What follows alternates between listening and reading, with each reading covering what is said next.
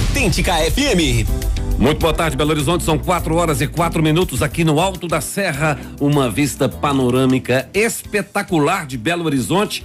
E acontece agora o programa Educação é para Todos, como acontece todas as quintas-feiras, às 4h aqui.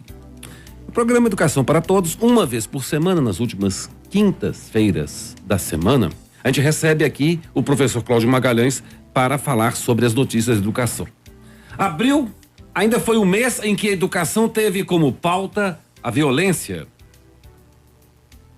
E é bom que seja. Os casos de assassinatos ocorridos nas escolas não podem cair de novo no esquecimento. Em abril, o debate caminhou com muitas novas ideias de como combater essa onda de violência para que ela pare. Então, não poderia deixar de ser a principal pauta do programa de hoje, com o professor Cláudio Magalhães, que sempre, na última quinta-feira do mês, traz os destaques na educação. Vamos falar também de uma pesquisa preocupante associada à violência nas escolas sobre os meninos e a masculinidade e como isso afeta não só eles que estão exaustos, como toda a comunidade escolar. E sempre uma boa notícia. O professor Cláudio Magalhães sempre traz uma boa notícia também. Um caso onde uma professora mineira pode mudar a maneira como as plataformas da internet podem ser responsabilizadas pelos seus conteúdos. Começa agora o programa Educação é para Todos. Muito boa tarde, professor. Muito obrigado por participar novamente do programa, mais uma vez aqui ao vivo. Ô, professor Luiz, Rony, muito obrigado por mais uma vez. Nós estamos iniciando essa nossa, eu digo até que essa nossa jornada utópica de fazer com que as pessoas sempre lembrem que educação realmente é para todos. Esse é um programa que nós temos um enorme carinho, a rádio também, a Rádio Favela, a Autêntica Favela tem um enorme carinho, estamos caminhando para 2 anos de estar sempre trazendo para cá uma pessoa, um especialista, um professor, para a gente debater, falar sobre as questões da educação. E eu me sinto muito honrado por estar nessas últimas quintas-feiras, para a gente dar essa geral sobre as notícias que aconteceram, que foram mais destaque no mês, para que a gente possa relembrar as pessoas, né? Porque a educação, né, não caia nessa vala comum da fofoca, da desinformação. A gente precisa estar sempre martelando para as pessoas sobre a educação, sobre como a gente deve manter uma boa educação, como a gente deve batalhar por uma educação inclusiva para todos. E para você que está aí assistindo pela live do YouTube, ou para você que está ouvindo a rádio em 106,7, ou pelo aplicativo, você pode mandar a sua mensagem pelo WhatsApp 996611067, uma mensagem de texto ou de voz, para a gente poder participar aqui com o professor Cláudio Magalhães, falando sobre o tema da educação, que hoje fala das notícias que aconteceram no mês de abril. Inclusive, se você que estiver nos escutando tiver alguma ideia de alguma notícia que você escutou, que você viu, que você acha que é importante para a educação, manda o áudio, manda uma mensagem pra gente comentar por aqui também, né? Sim. A gente não dá conta de pegar tudo, a gente pega aquilo que é mais, que a gente acredita que seja mais relevante, mas certamente quem está nos escutando também é um ouvinte interessado pela educação, tanto é que está nos acompanhando, pode também ter outras ideias pra gente comentar aqui também. Certamente, professor. Não é isso? Uhum. Pois é, Luiz, então nós vamos começar falando desse tema que, como eu disse, né, como você disse no princípio, por mais que seja triste, que seja chato a gente falar sobre a questão da violência, a gente ainda estamos repercutindo as violências que aconteceram no mês passado, né? A morte, aquela violência na Vila Oeste de São Paulo, também de Curitiba, lembrando que não são casos mais isolados, isso que é triste, porque você tem hoje uma média nos últimos 2-3 anos de pelo menos um ataque fatal por mês no Brasil. Isso é um negócio absurdo. A gente acompanhava isso nos Estados Unidos, achava que isso era de outro planeta e estamos vendo isso acontecendo no Brasil. Cláudio, é inadmissível a gente ter índice de letalidade escolar. Não é uma coisa maluca? Absurda. Um negócio que a escola supostamente exatamente o lugar que a gente deixa as crianças, os nossos jovens e os professores assim também encaram como lugar da segurança, não só da segurança física, né? Da segurança do conhecimento, da segurança que as pessoas estão olhando ali para o crescimento daquela pessoa, que toda vez que a gente entrega uma criança, um jovem na porta de uma escola, a gente tem uma esperança de que ele vai sair dali um pouquinho melhor do que ele entrou. Exatamente. Não é? Isso é que é legal na escola. E agora nós temos toda a comunidade aí estressada, com medo, por conta dessa loucura que se transformou a violência no país. É claro que as pessoas podem ter opinião diferente, isso é importante que tenham, mas nada me convence, viu, Luiz, de que na realidade isso acontece por um grande descaso sobre a questão da violência nos últimos anos. Ao contrário, até um incentivo. Eu não sei se você percebe isso, eu percebo hoje que está todo mundo polarizado no sentido da violência, assim, sabe aquela coisa de que você anda no trânsito e aí aquela buzinada que o cara achava ruim de você eventualmente fazer uma fechada sem querer, alguma coisa nesse sentido. A menor distância que existe, né? Menor tempo, a fração de segundo menor que tem é o momento que o sinal abre e o cara de trás buzina, né? Só que antes você podia achar ruim e ir embora, agora não, as pessoas perseguem, brigam, vão xingando durante não sei quantos metros, né? Você veja que hoje... Isso quando não acontece o pior, né? Quando não acontece o pior, você vê hoje, por exemplo, outro dia eu tava caminhando e aí vi uma pessoa que se esbarrou numa outra. Puxa, parecia que eles iam brigar na rua ali, porque uma se esbarrou na outra. Então, esse clima de beligerância, de violência, que é motivado pelas grandes forças políticas que nos últimos anos disseram o seguinte: não, o negócio é sair na porrada mesmo, né? O negócio agora nossa é violência. O 8 de janeiro é uma prova disso, de que tudo pode ser feito, que a violência justifica. Então nós estamos recolhendo o fruto disso. E é interessante a gente falar do exemplo dos Estados Unidos, porque uma das coisas que as pessoas estão dizendo assim, pois o Brasil está virando os Estados Unidos. Não, gente, não tá. Graças aos céus, nós não somos os Estados Unidos. Por exemplo, né? Nós temos um controle de armas que andaram querendo tirar nos últimos 4 anos da população, e nós no Brasil temos esse controle de arma, e olha que ainda tem muita arma na rua, né? E esse controle de arma foi o suficiente para que essas tragédias não fossem pior. Porque, por exemplo, esses 2 jovens que cometeram o crime em março nas escolas, foi por um machadinho e por uma faca. Você imagina se nós tivéssemos aqui essa liberação que os Estados Unidos têm das armas. As tragédias seriam muito piores. Muito piores. Então, sim, nós temos essa diferença, e isso é uma das coisas que a gente não pode perder. Por exemplo, uma diferença que nós temos em relação aos Estados Unidos, uma diferença cultural, é que nós somos a cultura mais acolhedora, né? Enquanto lá a questão é muito cada um por si, vamos transformar as pessoas pela educação, para que elas possam dar conta de si mesmo. Aqui, claro, tem tudo pontos positivos e negativos, mas aqui a gente é acolhedor, né? A gente é de abraçar, é de ter um pouco mais de carinho. A gente vê que os professores nas escolas, quando eles têm condição, infraestrutura e saúde para isso, eles acolhem os alunos de uma maneira carinhosa, coisa que é difícil de você ver em culturas diferentes, como os Estados Unidos, a Inglaterra, né? E a gente tem essa cultura acolhedora. E aí isso ajuda também a que a gente possa ter menos tragédias, porque eu acredito que muitos desses jovens que lá nos Estados Unidos perdem a cabeça, aqui em algum momento ele está sendo acolhido por alguém, antes que ele consiga fazer esse tipo de ato, antes que ele tome esse tipo de ato, né? E a nossa escola, também ao contrário, ou diferente das escolas dos Estados Unidos, ela é um ambiente social, né? Tanto é que a gente vê muitas escolas aqui fazendo eventos no fim de semana, feiras, né? E aí a gente vê que muitas, por exemplo, reunião das associações acontecem dentro da escola. Então você tem muitas coisas que a escola chama para si. A quadra de futebol muitas vezes é dentro da escola, né? Então isso é muito legal. São características que o Brasil tem de acolhimento, de a escola ser um centro social e comunitário, da gente não ter essa liberação das armas que faz com que a tragédia seja pior. Então a gente não pode perder isso. A gente tem que valorizar isso. E aí, em abril, Luiz, a gente teve muitas discussões de quais então são as propostas, né? O que a gente pode fazer para que essas tragédias parem?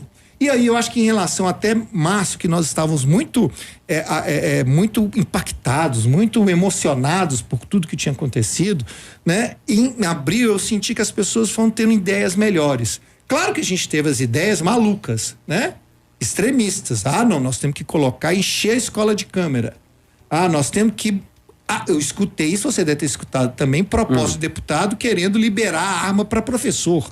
Isso é um absurdo, né? Não é? Ou seja, é um negócio... É na contramão, né? Isso é um negócio maluco, né? Como se professor tivesse que fazer... De professor, a gente tem que fazer formação para professor, né? Para vigilante, nem guarda. Não é isso que ele tem que fazer.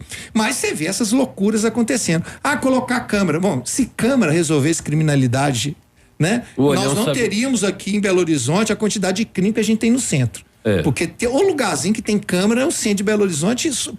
Às vezes me parece que essas câmeras só servem para entregar vídeo pro MGTV mostrar, porque, né, assim, para que vai ter a câmera? Esses atos rolam tão rápidos que quando a polícia vê lá, né, ou seja, não vai ser no imediatismo que a gente vai resolver. Então a gente teve umas coisas legais que aconteceram que as pessoas realmente estavam discutindo. Por exemplo, apareceu muito algumas propostas da Associação Nacional dos Psicólogos Escolares dos Estados Unidos. Claro, se alguém tem experiência em tiroteio e matança em escola, os Estados Unidos está no topo, né? E aí eles têm eles estão querendo adaptar, trazer essas soluções que eu acho que são importantes. Então, assim, olha, primeiro lembrar que aumentar essa parceria de segurança da escola com a comunidade. E aí não é botar um posto da PM lá dentro da escola. É você pensar a escola, ampliar essa ideia da escola como uma parceira da comunidade. Sabe assim, eu acho que você já deve ter presenciado, nós temos assim uma experiência de vida, da gente acompanhar, por exemplo, aqueles grandes projetos sociais, onde ia lá o posto de saúde, onde ia aquele pessoal cortar cabelo, onde ia a Secretaria de Saúde para poder fazer uma carteira de trabalho, de identidade. Essas ações globais, que a gente não pode nem ficar associando, porque parece que é a marca da Globo, mas essa ideia das ações sociais dentro da escola, trazer cidadania, né? Trazer ali o centro de saúde com os psicólogos, né, com os assistentes sociais para fazer uma visita, trazer a campanha da vacinação, trazer pais que puderem participar, os pets, né? Olha que legal, trazer os pets, né? Trazer os empresários locais. Essa individualização da sociedade foi afastando a comunidade da escola. A festa junina mesmo era um evento que... Não, e eu lembro que assim, que tinha os empresários que eles bancavam, por exemplo, a pintura da escola, né? Conseguia falar assim, não, então vamos fazer agora um curso sobre não sei o que aqui. Então, assim, é preciso a escola ser encampada pela sociedade. Porque se aquele jovem... Porque vamos lembrar, né?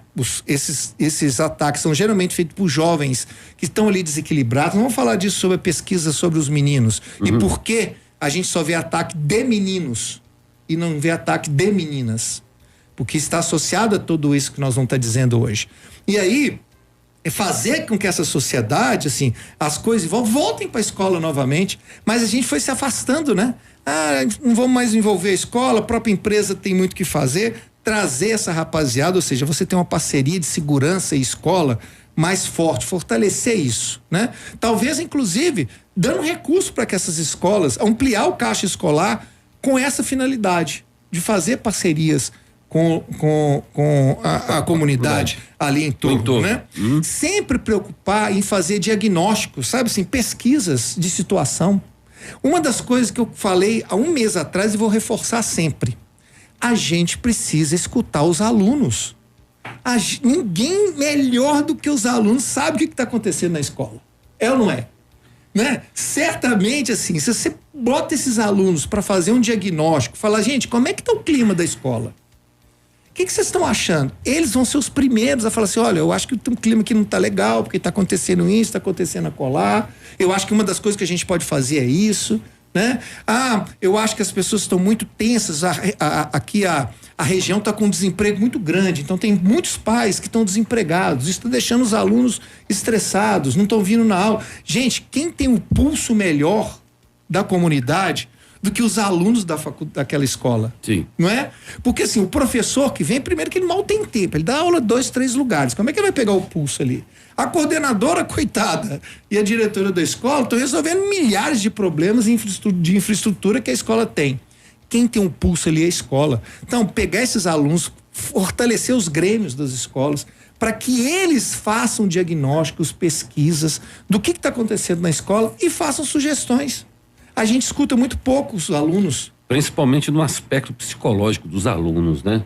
Que deve ser observado. É muito difícil para a família observar o comportamento do aluno.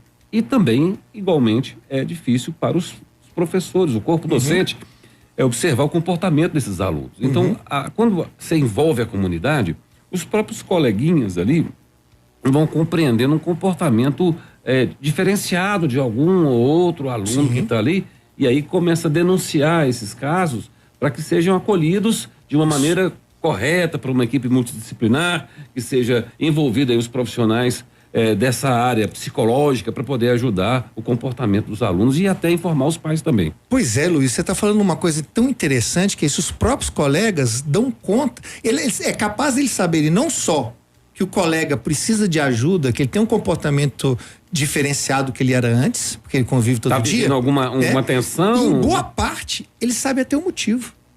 Exatamente. Não é? Eles até sabem o motivo. Olha, o fulano tá assim porque a mãe dele tá doente. Ah, eu acho que ele tá assim. Separando. Os pais estão separando. O pai tá desempregado. Sabe? Ou não, ele tá andando com má companhia. Tem um pessoal ali que tá querendo alijar ele pra galera. Vamos ver se a gente traz ele de novo pra cá. Sabe assim, eles provavelmente tá sofrendo bullying escolar. Isso, ele tá assim porque tá sofrendo bullying escolar, professores. Então, botar essa rapaziada para falar com a turma, isso é muito importante. Uma outra dica que a Associação Nacional dos Psicólogos Escolares dos Estados Unidos recomendam é triste, mas a gente tem que ter, que são planos de crise, sabe? Planos de contingência dessas coisas que acontecem.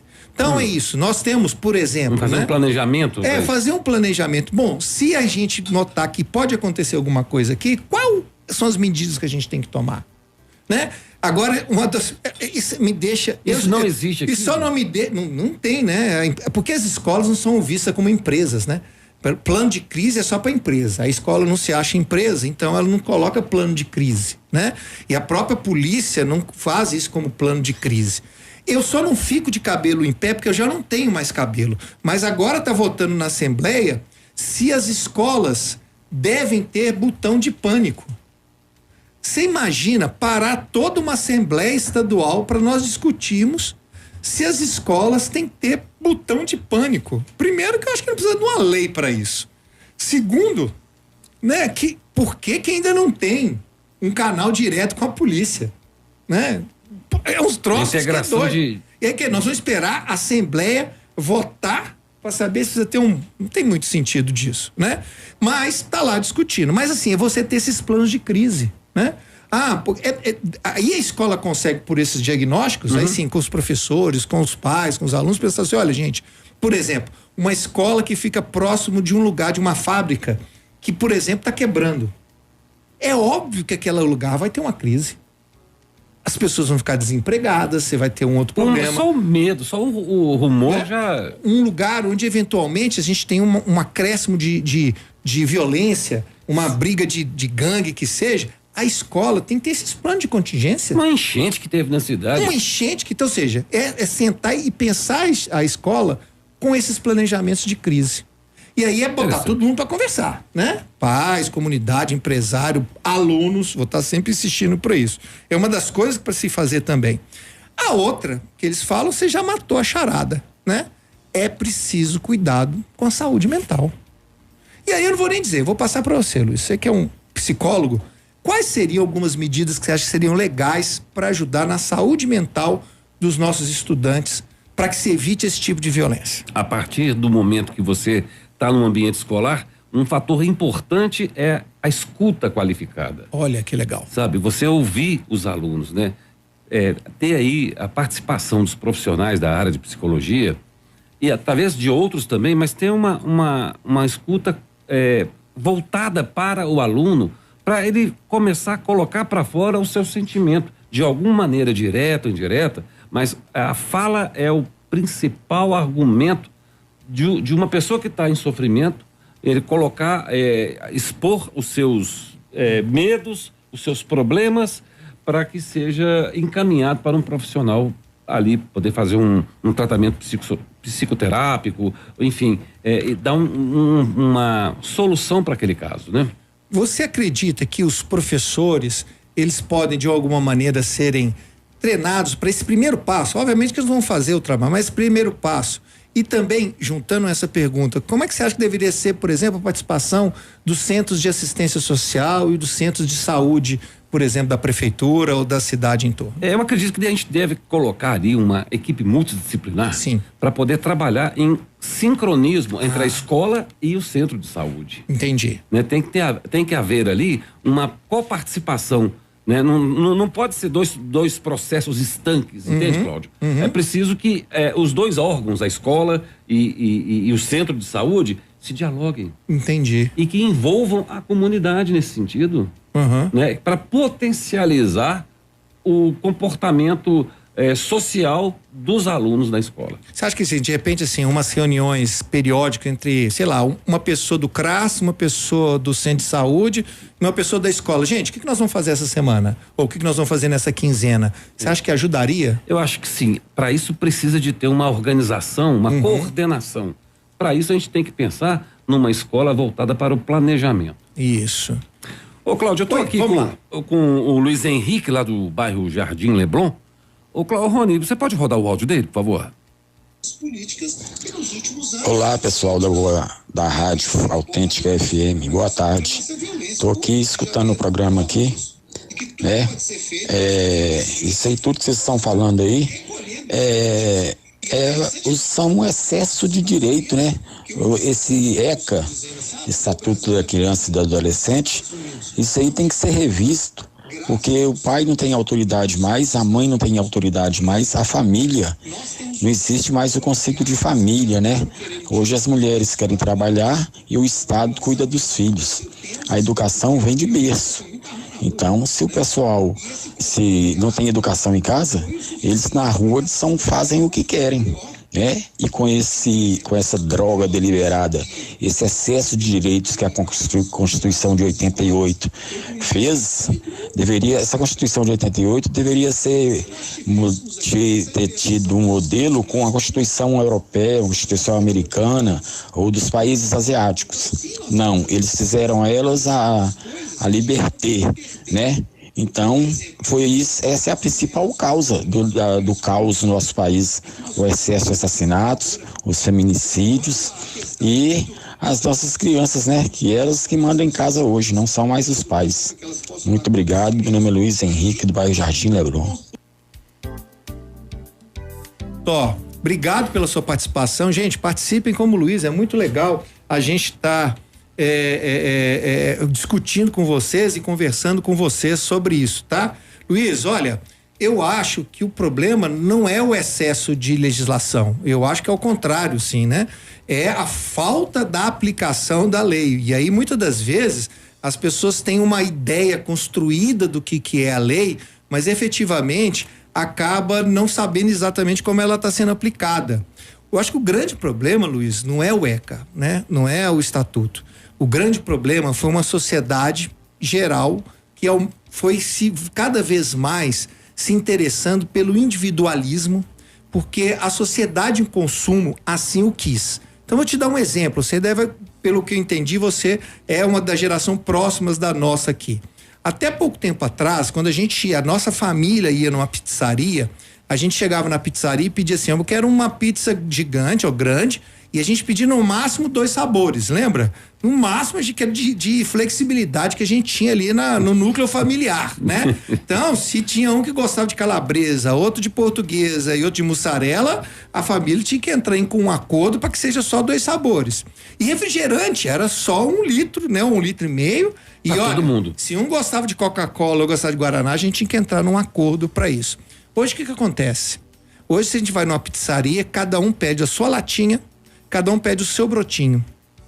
Por quê? Porque nós estamos numa sociedade altamente individualizada pelo consumo, que é claro que é muito mais rentável a pizzaria vender 4, 5 brotinhos do que uma pizza grande. É melhor ela vender 4, 5 latas ou refrigerantes diferentes do que uma só. E aí, você tem isso que eu concordo inteiramente com você. Você ganha com o consumo, e principalmente consumo de coisa supérflua, né? Quem é que ganha? Quem é que tem mais autoridade de consumo de coisa supérflua do que criança?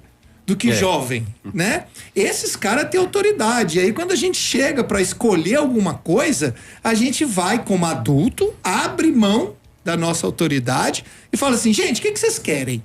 E aí eles falam, eu quero Guaraná, eu quero Fanta, eu quero isso, a gente não tá, né? E aí, claro que a gente tem aquela coisa dos pais de querer o melhor pros filhos, né? E a gente não enxerga nesse momento que o melhor dos filhos talvez seja assim, não, a gente tem que entrar num acordo aqui porque não tem dinheiro para tudo. Né? E não dá pra gente abastecer essa história também. Então, esse menino rei, essa menina rei que virou o centro da nossa família, e que eu concordo com você, ela é fruto de uma sociedade consumista que efetivamente quer que as soluções sejam muito mais infantis, sejam muito mais do impulso e muito menos racionais, como é a questão dos adultos. Tanto é que você vê hoje, que é um absurdo, viu, Luiz Henrique? Você vai ver, por exemplo, propaganda de carro totalmente infantilizada. Você vê aí o carro fugindo de um dinossauro, aí tem outro anúncio que é o incrível Hulk. E aí, por quê? Porque na realidade, hoje nós temos o absurdo, e não tem classe social, todas as classes estão sendo assim, o absurdo do pai ou da mãe, quando vai escolher uma coisa cara, vai perguntar pro filho, e aí, filho, você gosta desse carro? Aí ele fala assim, não, pai, esse aqui eu não gosto não, daquele eu gosto daquele outro que tinha o dinossauro correndo, sabe? É um negócio absurdo para isso, da gente imaginar que realmente o nosso consumo foi levando para esse lado. Bom, isso em relação às crianças como dona da casa, como essa individualização. Agora, em relação à mãe trabalhar fora e o pai trabalhar fora e a escola e passar a educação para a escola, isso efetivamente acontece porque na realidade nós temos uma desigualdade no Brasil cada vez maior. E realmente as pessoas estão tendo que trabalhar muito, principalmente as mais pobres, trabalhar muito para poder botar comida para casa. Você está vendo aí como é que é a inflação. E aí realmente você tem pouco tempo para administrar. E não tem uma sociedade que fala o seguinte, gente, vamos dividir as coisas? Valores. O que é importante para a vida, como as pessoas devem amar a outra, acolher a outra, como elas devem respeitar a outra, isso efetivamente é na família, Luiz. Estou em pleno acordo contigo.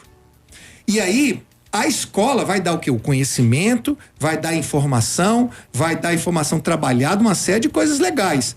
Mas, com essa correria, com essa individualização, com esse consumo todo que a gente está tendo, o que você está vendo? As famílias, até isso, elas falam assim, a gente não dou conta, eu tenho que trabalhar demais, deixa a escola também fazer a questão de valores, a questão também das crenças, e aí as coisas estão todas confusas. Mas não nos deixemos enganar, viu, Luiz, por essa sociedade de consumo, achar que a culpa é nossa, que a culpa é da lei do ECA. Não, sabe assim, é toda uma indústria que a gente precisa entender e batalhar contra ela, fazendo o que a gente está fazendo agora, conversando com as pessoas. E mais uma vez, querido, muito obrigado pela sua participação. Eu agradeço a participação do Luiz Henrique do Jardim Leblon, que ele entrou em contato com a gente através do 996611067, mandando a sua mensagem de áudio.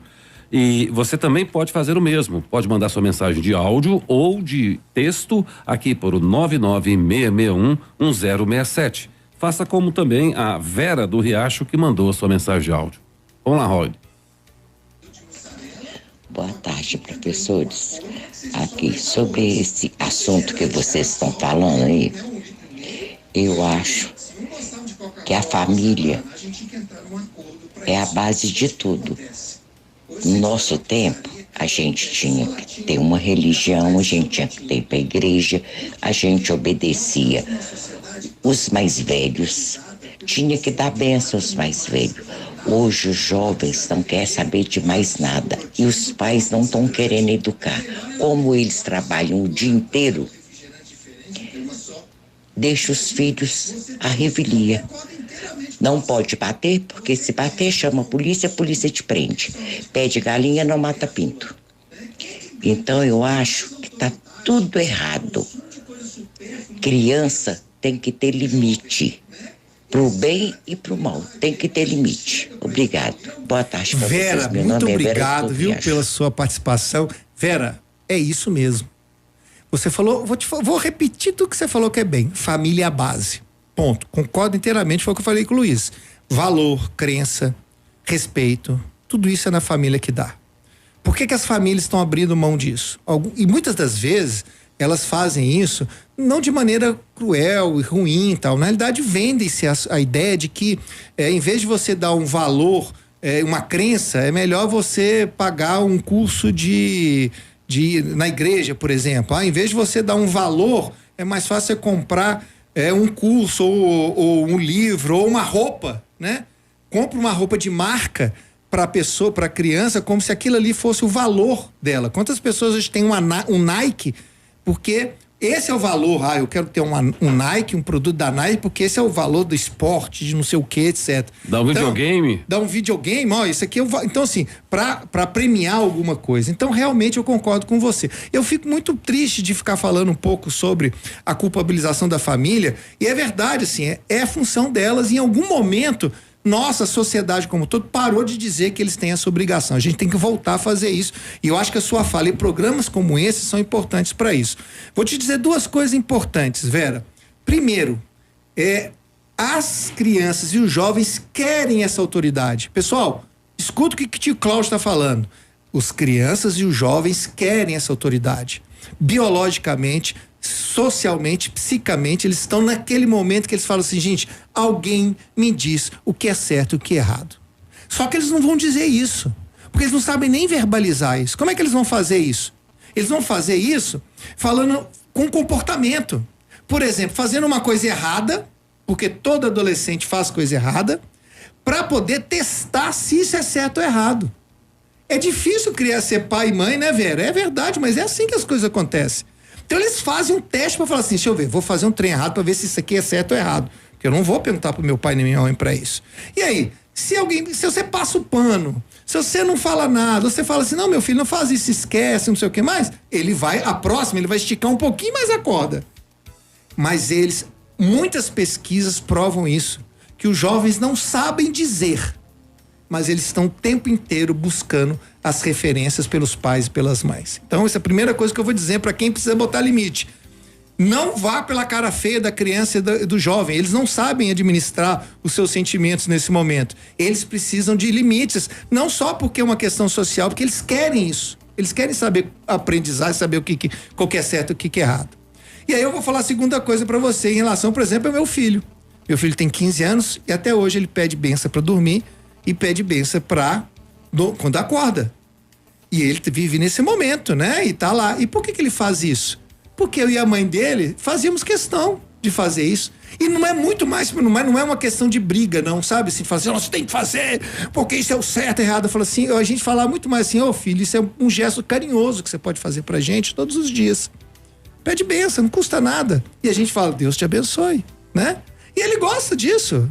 Né? Ele gosta disso. Então hoje ele já faz de maneira automática. Então, uma coisa que eu acho que mudou da nossa geração pra agora, viu, Vera, é que a gente pode pedir e mandar eles fazerem isso, não porque nós somos pais, porque nós temos autoridade, mas porque nós os amamos.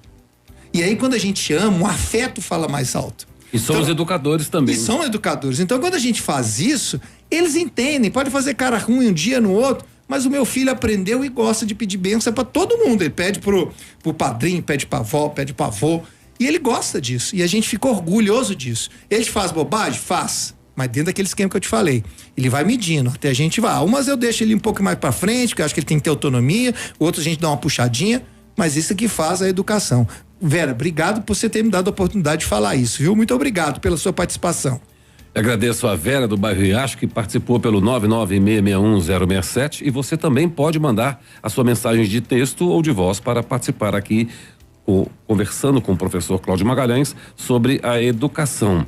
E agora nós vamos falar com a Ângela das Graças.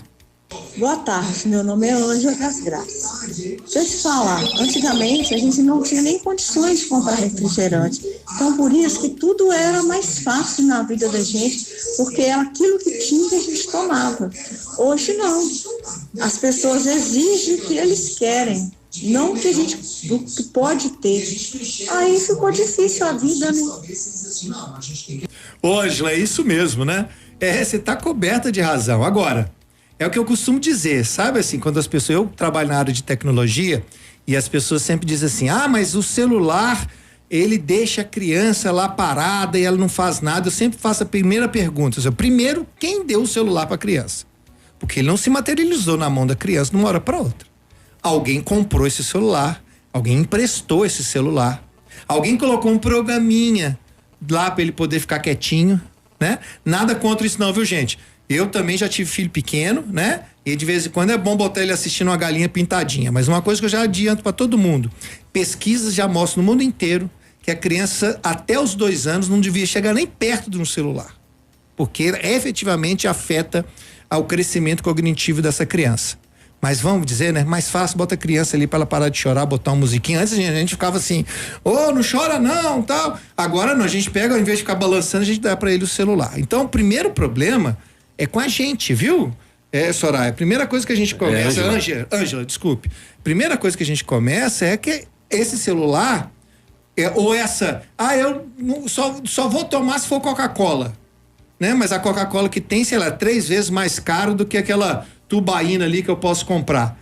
Aí a gente quer agradar, né? Fala, não, então tá, eu vou me sacrificar e comprar Coca-Cola. Sendo que o ideal seria a gente falar assim, filhinho, só tem tubaína, quer? Não quer?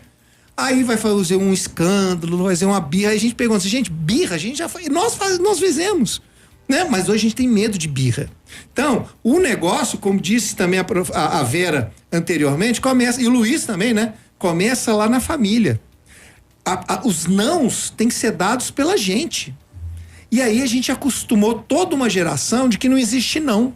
Só existe o talvez, né? Quem aqui não teve o trauma, e mais velhos, né? Que essa geração não tem, que é aquele trauma, hein, Luiz? Que quando a gente passava, a gente falava assim, mãe, eu quero isso. Aí a mãe fala assim, na volta a gente compra. E essa volta nunca acontecia, não é? Mas acontece que a criança, Cláudio, ela não tem essa noção de tempo, né? Se chegar para a criança, tem estudos provando isso. Fala assim, olha, você quer um bombom agora ou uma caixa de bombom daqui a 10 minutos? Ele quer um bombom agora. Porque ele não tem essa noção de tempo. Então, o imediatismo faz com que a criança ela fica muito exigente para os pais, muito aguerrida em cima do seu desejo. Então, fica uma guerra entre a dinâmica da vida. Você vê que a mãe, às vezes, ela tem que pegar um neném que tá ninando ali e colocar ele no videogame para ela poder fazer o home office. É difícil isso, né? Essa realidade contemporânea, essa realidade social. Então, a gente tem que sopesar isso. Né? E a Ângela falou muito bem, tudo complicou. As gerações anteriores, você só podia escolher o Guaraná ou a Coca-Cola. Agora você tem tanta variedade que você fica doido. E aí você quer resolver, você escolhe então o que a criança quer. Nossa, hoje a gente tem que trabalhar muito mais do que trabalhava antes para poder pagar as contas. Então, aí, nesse caso, é melhor deixar o menino no videogame. Então, a vida ficou, por conta do consumismo, virou muito mais dinâmica, com muito mais opções. E isso, todas as vezes que a gente tem muitas opções, a gente se perde. Portanto, não é só aprender a ouvir o não, é também ouvir depois. Vou te contar uma historinha, né? Quando eu aprendi a dirigir, eu fui levar meu pai para dirigir e o meu pai falou, não, eu quero ir no banco de trás, atrás de você. Aí eu falei, pô, tá bom, pai, mas eu tava dirigindo, levando para ele assim, falei, pai, mas não tô entendendo. Por que a primeira vez que eu vou dirigindo, você vai no banco de trás e vem aqui do meu lado? Porque eu quero ter o prazer de chutar as costas como você fazia comigo. É isso, né? Então, essas coisas que acontecem.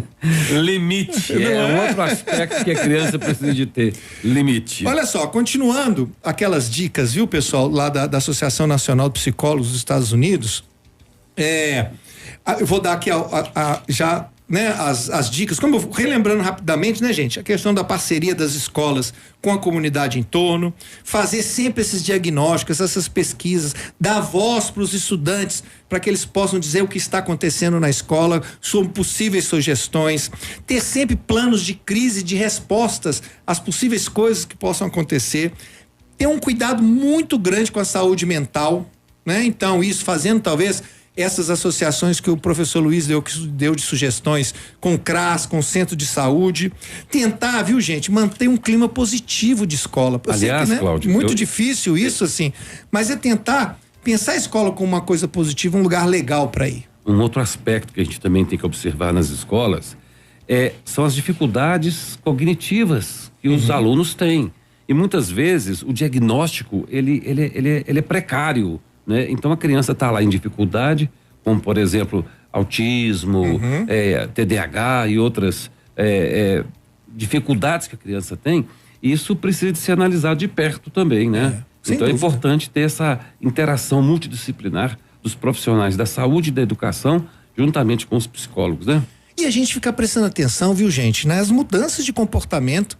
A gente fica um pouco assim querendo não prestar atenção em procurar problema, mas assim, é claro que boa parte, se não a maioria desses jovens que fizeram esses crimes, eles primeiro já está provado que eles anunciam que vão fazer isso.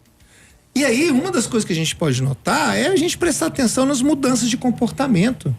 Não ignorar, por exemplo, a irritabilidade de um determinado aluno, né? Dos nossos próprios filhos, essas mudanças de comportamento e de hábito. Os sinais que eles dão. Os sinais que eles dão, trancar a porta do quarto e não sair, não se socializar mais, um choro, uma maneira, ou seja, eles dão sinais de que alguma coisa está errado. Eles começam a fazer bullying, tem algumas pequenas irresponsabilidades, umas coisas contra a lei, né? Esses sinais... é importante a gente prestar atenção. E para quem tem um pouquinho mais de tempo, né, que adora ficar no celular, vai lá na rede social do seu filho, vê o que ele tá escrevendo no Instagram, né? Não vai no Facebook não, que o filho da gente não tá no Facebook mais não, tá, gente?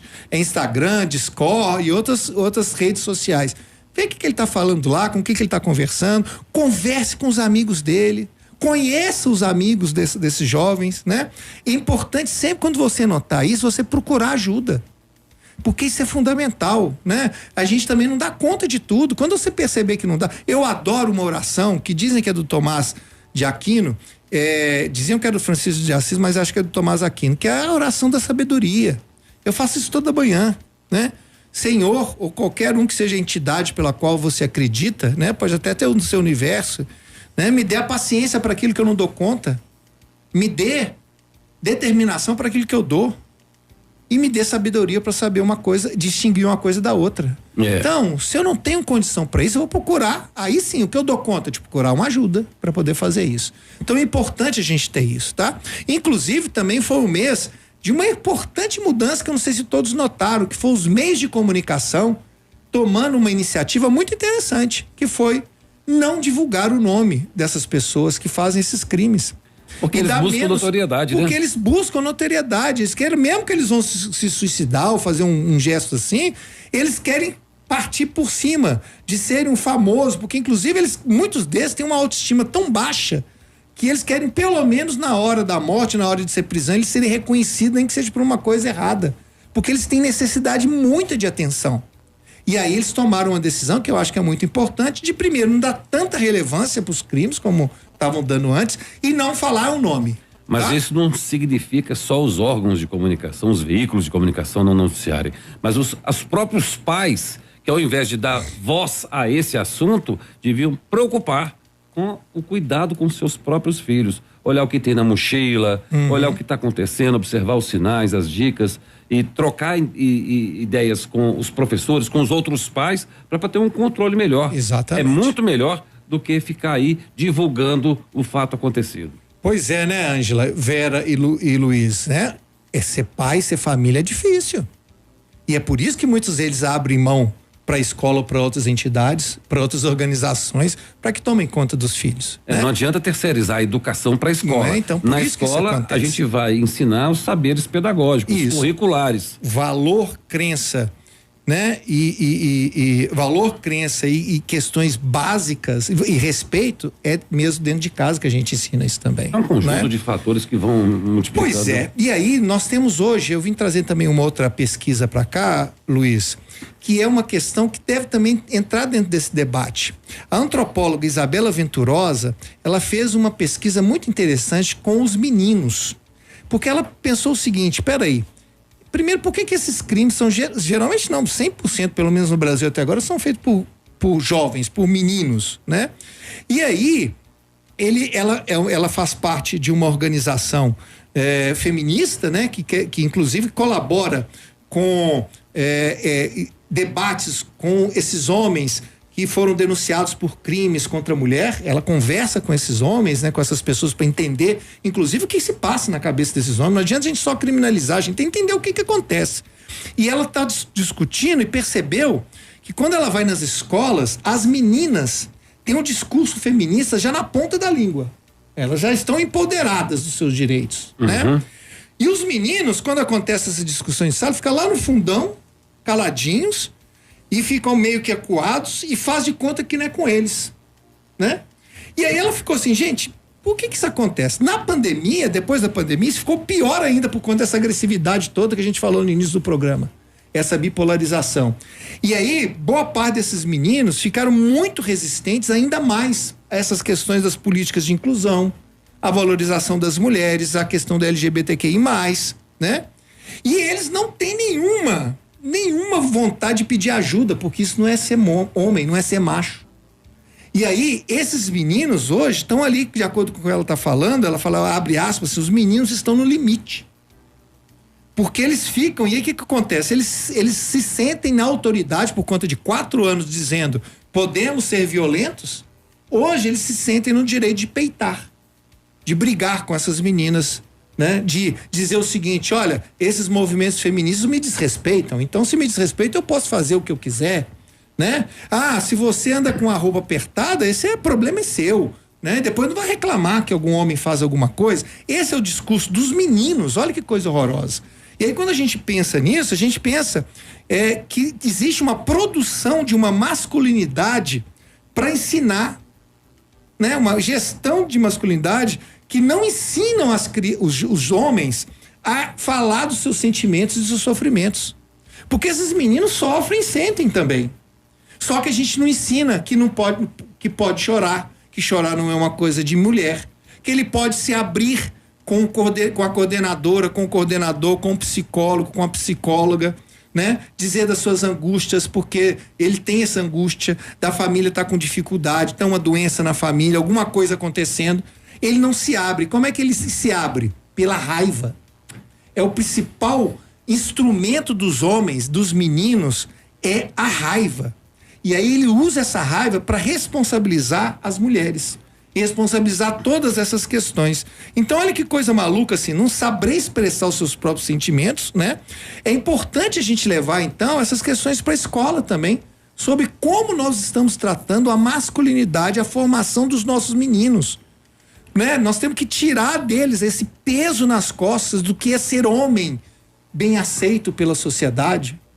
Ô Cláudio, essa questão de um menino ter que engolir o choro, ele é muito severa, porque você vai transformar uma criança num adulto muito rancoroso, muito machão. Nós temos aí a Lei Maria da Penha, que é uma das leis mais brilhantes que tem no mundo para a proteção da mulher. E você pode perceber que ela está no espectro do homem adulto, né? A Lei Maria da Penha protege a violência doméstica e familiar das mulheres, ela é para as mulheres, né? E ela só chega, ela atinge a efetividade dela, ela começa a partir do homem adulto. Mas esses conceitos, eles devem ser ensinados para as crianças, para os meninos, lá na infância. Então nós precisamos de observar esses comportamentos, de querer que o filho seja um machão, de incentivar a bater na menina, de brigar com o outro, é lá na infância que a gente tem que cortar. A educação, ela vem da infância. Exatamente, isso é muito importante a gente estar dizendo, gente, levar ampliar esse repertório, né, de contra essa masculinidade tóxica para dentro da escola, sabe? Para que os meninos não pensem que para serem respeitados eles precisam cometer um crime, que eles precisam ser desrespeitosos, que eles precisam fazer algum tipo de coisa de bullying, nesse sentido, de bullying, alguma coisa nesse sentido. Então, assim, é importante essa discussão que a antropóloga faz, a Isadora Venturosa faz, para que a gente possa levar isso para a questão. E eu queria esse item específico, antes de terminar o programa, eu quero falar da boa notícia, né? Nós temos que sempre dar uma boa notícia, pelo né? menos no a gente passa 80%, 90% do programa falar má notícia, fazer uma boa. Olha seguinte, só. A técnica, você sempre vai falar para uma pessoa uma má notícia, mas você tem que ter uma boa depois, claro, na manguinha. Pra gente sair feliz. Ué. Então eu vou te contar uma coisa emocionante que você conhece muito bem, né? A minha esposa vai completar agora 1 ano do seu falecimento. Dia 3? Dia 3, né? E aí ela deixou uma carta pro meu filho. E uma das coisas que ela pediu na carta pro meu filho foi: respeite as mulheres. Cara, isso significa isso que nós estamos falando aqui agora. Essa luta contra essa criação social da masculinidade tóxica. É óbvio que é isso que nós temos que fazer. Só não esperem que suas mães morram para isso, né? Não espere você ter uma carta para poder fazer isso. Faça isso todos os dias. Dê o exemplo, você que é pai, e você que é mãe, fale isso para os seus filhos, né? Então, que isso é sempre muito importante, levar essa questão. Que linda pra escola, mensagem da Dani. não é? Então, pra gente terminar pra cima, né? Vamos lá. Tem assim, eu vou terminar com uma historinha muito legal, gente. Lá em 2010, a professora Aliandra Vieira, aqui de Belo Horizonte, hein? Aqui de Belo Horizonte. Você lembra do Orkut, Luiz? Lembro. Lembra do Orkut? O Orkut, pra quem não lembra, que é mais novo, gente, é uma espécie de avô do Facebook, né? Você fazia as comunidades lá, e a gente se associava, tal. Um scrap na pessoa ali. Não é? Era a mensagem que você deixava. Deixava ali. lá, não avô não, porque logo depois veio o Facebook. Digamos que é o pai ou a mãe ali do Orkut. Lá em 2010, a professora, ela era uma professora de português, não tinha nem WhatsApp nem fake news. Nem se falava em fake news naquela ocasião, né? O WhatsApp então não existia. Ela era uma professora de português, você vai lembrar de casos semelhantes. E aí os alunos criaram uma comunidade que chamava Eu Odeio a Aliandra. Pra quem não sabe, todas as comunidades, eu odeio isso, eu odeio... mas tinha umas coisas legais, né? Tinha assim, eu gosto de macarrão. Nutella. Eu gosto de Nutella, né? Se bem que Nutella também não era naquela época, mas você tinha muito assim, né? A turma do Galo, você tinha muitas coisas legais, só que você tinha, eram em grupos, não era como é o Facebook hoje, que é um individual e você pode se associar em grupo. Na realidade, é ser participante de um grupo, era o inverso, o processo. Mas aí teve um grupo dos alunos que costumavam fazer isso. A professora era muito exigente, muito chata. Eu odeio a Aliandra. Era o nome da professora. E era engraçado porque, na realidade, os alunos que gostavam dela criaram outra comunidade que chamava assim, eu odeio quem odeia a Aliandra. Então, era isso que acontecia. Só que, obviamente, ela não gostou nadinha da história e ela entrou, pediu para que, na realidade, era o Google, que era o dono da Orkut, que tirasse a página, e o Google não tirou a página. Então ela entrou na justiça, isso tem então 13 anos, né? E ela perdeu em primeira instância, não conseguiu tirar, mas na segunda instância conseguiram tirar o site e tá pedindo agora uma indenização em relação a isso há 13 anos atrás. Mas o mais legal disso... Que ela tirou o Orkut também. Né? Mas o mais legal disso é que isso está hoje no Supremo Tribunal Federal. E isso está sendo discutido em audiências públicas para que esse caso específico da professora Aliandra fortaleça a mudança na legislação das plataformas de conteúdo. Que cria uma jurisprudência. Que jure uma jurisprudência para que a gente possa ter essa nova lei das plataformas, que elas assumam os conteúdos que elas colocam no ar. Sem essa desculpa de falar assim, não fui eu que coloquei, foi o fulano. É igual o cara que vende uma arma e fala assim, não, o problema não foi eu que vendi, o problema foi a Taurus que fabricou. Não, ele tem responsabilidade também. E o problema foi quem comprou. E o problema é de quem comprou, não é, né? Claro que a gente tem que ficar muito preocupado com a questão da censura, mas, gente, não vai nessa conversa fiada, né? É óbvio que isso aí não tem a ver com censura, isso tem a ver com respeito, com dignidade, com respeito de direitos autorais, com respeito à dignidade do outro e contra as mentiras. E o mais legal que eu queria dizer pra gente fechar bem é mostrar como é que uma professora simplesmente se indignou com uma coisa, entrou na justiça, tá demorando 13 anos? Tá.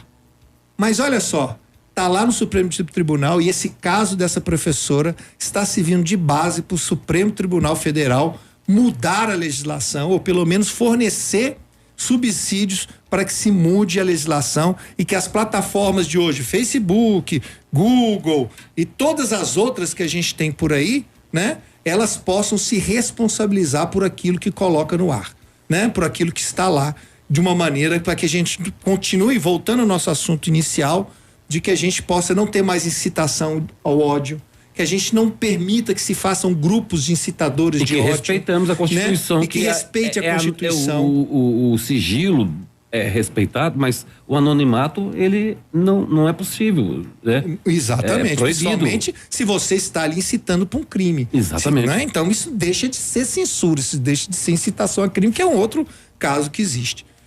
Bom, Luiz, é isso que nós temos para hoje. Muito obrigado. Para esse mês, né? Para esse mês. Agora, eu espero que no próximo mês, né? Na última quinta-feira, quando você voltar aqui trazendo as notícias de maio, sejam só as partes boas, né? Infelizmente, no nosso país, a educação tem sempre muita notícia ruim, mas a gente sempre batalha, assim como a professora Leandra batalhou para que essa educação melhorasse. Nós estamos aqui sempre, toda quinta-feira, lutando para que ela continue a melhorar. Nem que seja pós-mortem do Orkut. Exatamente. Gente, olha, com os trabalhos técnicos de Rony de Souza, produção de Cláudio Magalhães e coordenação de Deisiane Avelino, com o apoio cultural da Faculdade Multivix EAD Polo Santo Antônio, fica por aqui o programa Educação é para Todos, que acontece toda quinta-feira às 4h, com o tema da educação para você, aqui na 106,7 Autêntica Favela FM. Até quinta, gente.